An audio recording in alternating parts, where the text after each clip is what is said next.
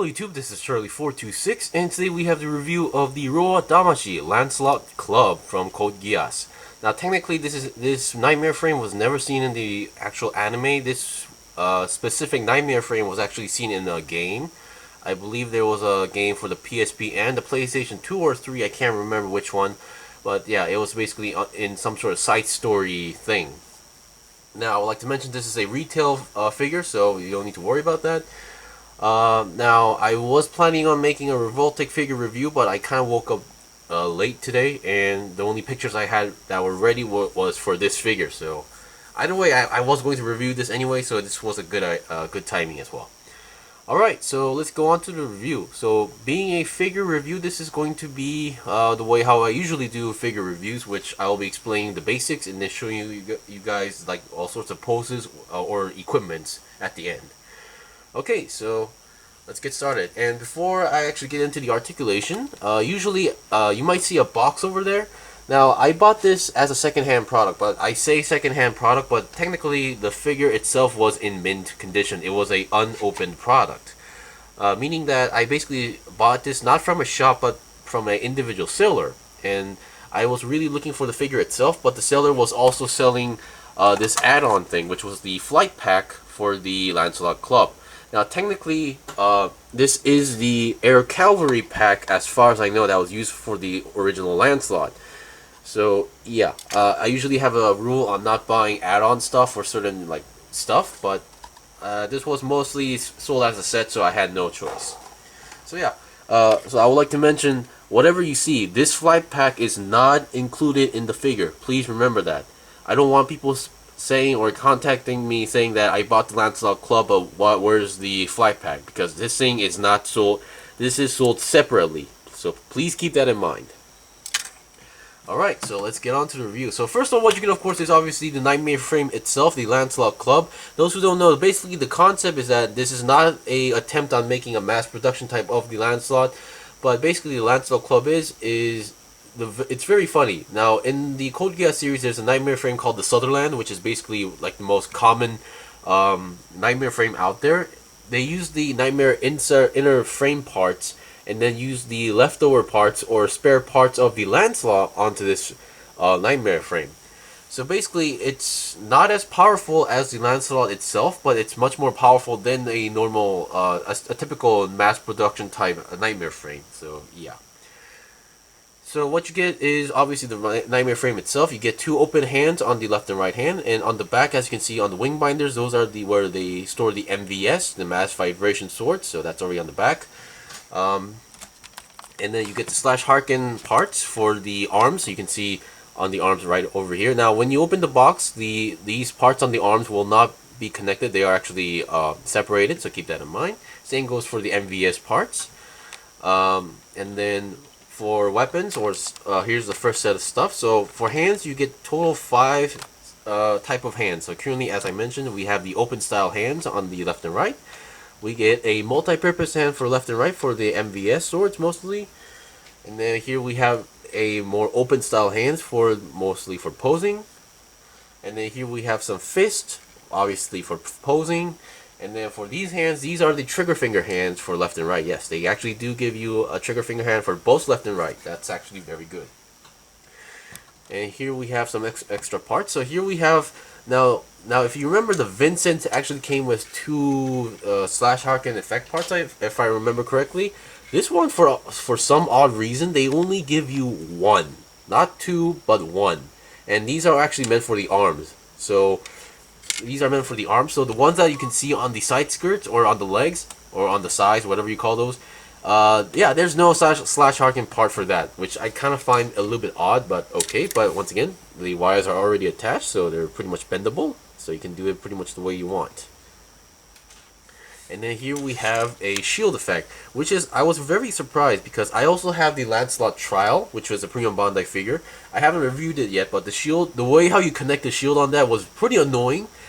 Because you would get a more lighter green effect part, a separate part, and then you would have to basically detach the ones on the arms and then reassemble this. But this is actually a built-on shield, so all you need to do is just swap out this part and you're good to go. So that's actually a very plus side, and the green is absolutely beautiful, because the one at the Lancelot trial, that one is not that good. Alright.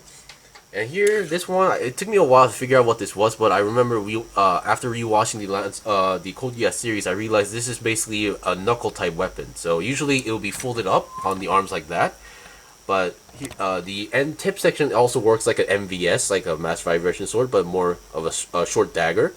So they would extend this front section part to basically punch someone with it. So yeah, you only get one as well. And here we have another set. As I mentioned, the Air Cavalry Pack or the Flight Pack does not come with the figure, so please keep that in mind. Here we have the MVS swords. Basically, we have the activated one, the red ones, pretty much the same ones that we saw as the Vincent. We get 2 of them, and here we have the med section where you can connect the 2 swords together. And here we have the Varus rifle.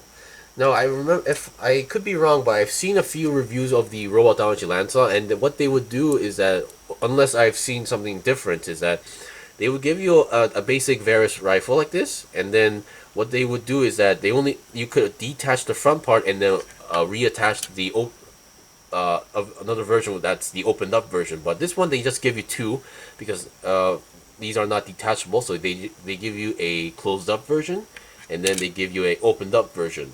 Basically, as far as I know, the way how this thing works is that when it's like this, it's basically like a beam gun or beam rifle.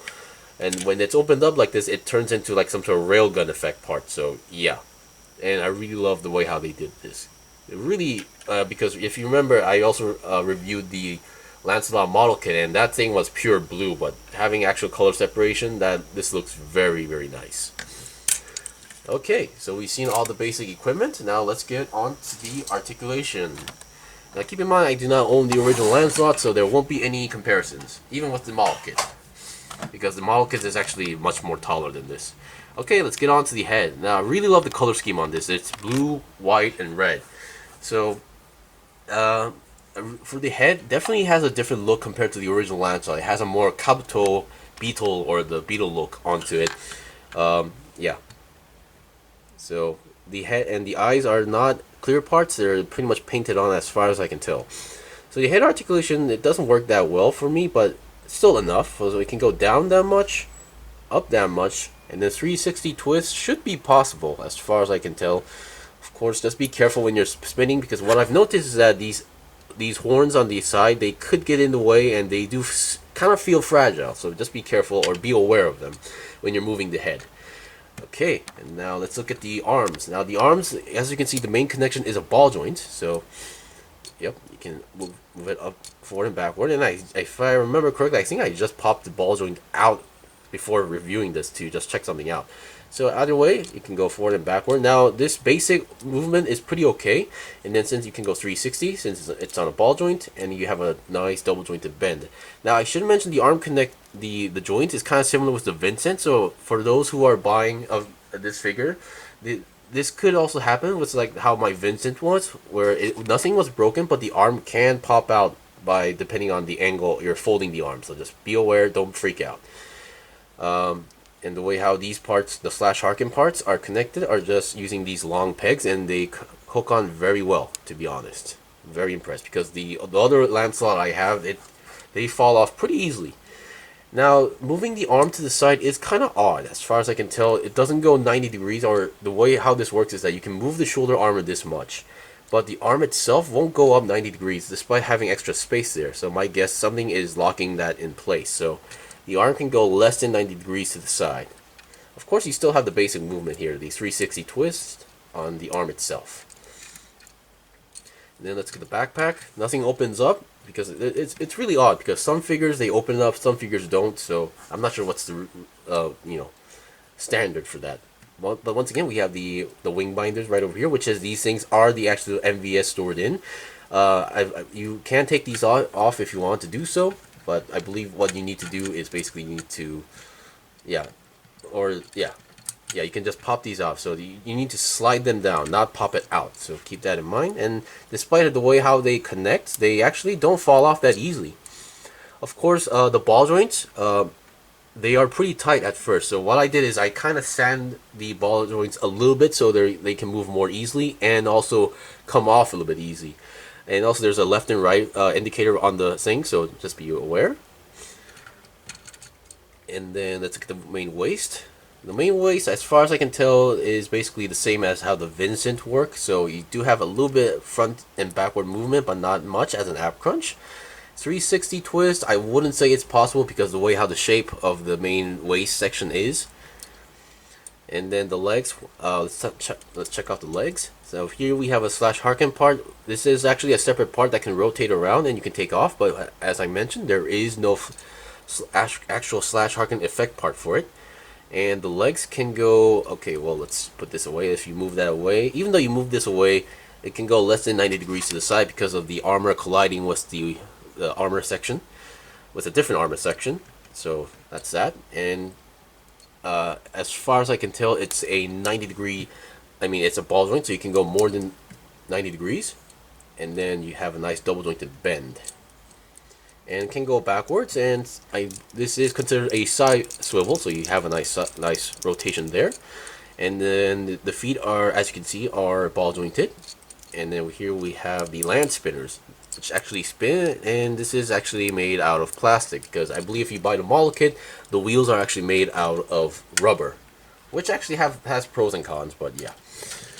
Alright, so we've seen the basic articulation. Oh, by the way, the hands are your typical Roa Damashii ball jointed hands, which the ball joints are on the figure, not on the hands itself. So overall, it's a very basic figure, well, in terms of Nightmare frames. But if there is one thing I kind of find another odd on the feet is that the front armor section, this section does not move at all, so the feet cannot go upwards that much. So sometimes when you're posing the figure, you might have that feeling where the figure is not actually standing straight, but maybe a little bit on the backward side. But as long as you have the land spinners down, it doesn't have any balance issues. And even though you do put the land spinners up, it can still stand on its own, so not that bad. Okay, so we're done with the basic articulation, so I'll be right back with the first set of equipment. Okay, I have the first set of equipment. So what I did was basically I attached the flight pack and the closed up version of the Varus rifle.